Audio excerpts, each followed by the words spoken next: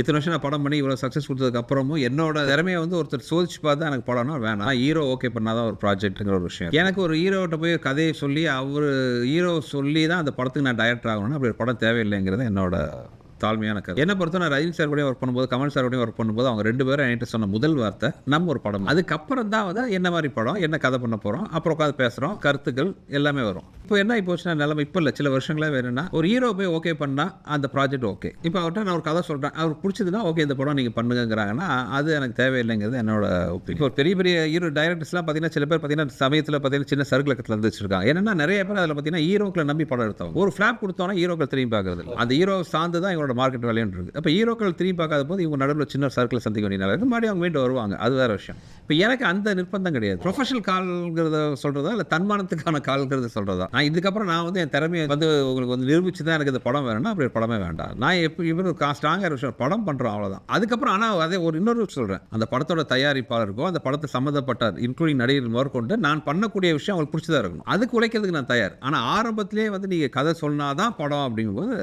நான் அதுக்குள்ளே போகிறதில்ல.